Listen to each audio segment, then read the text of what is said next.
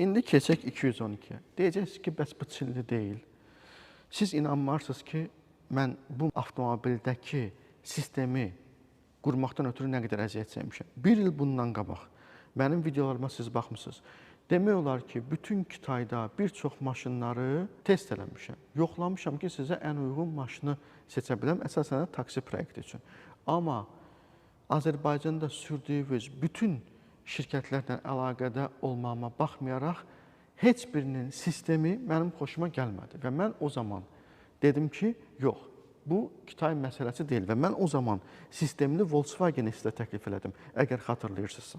Amma bir müddət sonra 212-nin zavoduna getdim və avtomobil çox xoşuma gəldi. İlk öncə avtomobili test elədim və bu haqda çox geniş danışmışam ki, bunun Gelenwagenə bənzərliyi, Hammerə bənzərliyi, alternativsiz olmağı, UAZ 469, QAZ 69-un üzərində yığılması və bir sürü müasir avadanlıqlarla təchiz olunması bu mənə çox xoş gəldi və düşündüm ki, Azərbaycanlılar bunu bəyənəcək. Amma yenə sistem yoxdur.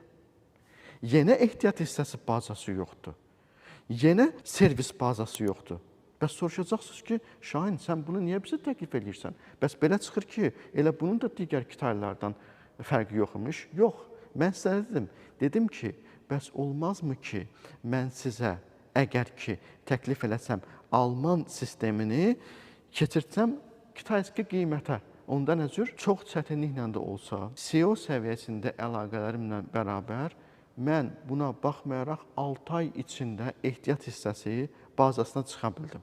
Ehtiyat hissəsi bazasını yalnız və yalnız mənə Çin dilində verdilər. Yəni, hətta onu digər dilə çevirə də bilmirlər. Yəni, o qədər dardılar bunlar.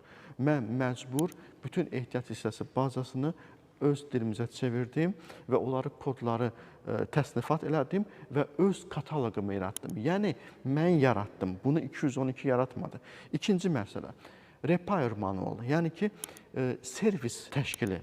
Yenə də tamamilə mən özüm eləmişəm. Mən bunu ilk öncə zavodda, sonra da şəkillərlə və illüstrasiyalarla və eyni zamanda hər bir avtomobilin xəritəsi olur. Xəritələrlə 6 ay içində bu avtomobilin hansı usta tərəfindən Azərbaycanda daha rahat düzələ biləcəyini başladım təyin eləməyə. Bir-bir axtarırdım, görüm hansı insan kimi nəyi düzəldə bilər. Və mən hər zaman deyirəm, sadəlik birinci yerdə gəlir. Nəyə görə söz deyirəm, bilirsiniz? Siz elə bilirsiniz ki, elə hasaddır bir servisi qurmaq.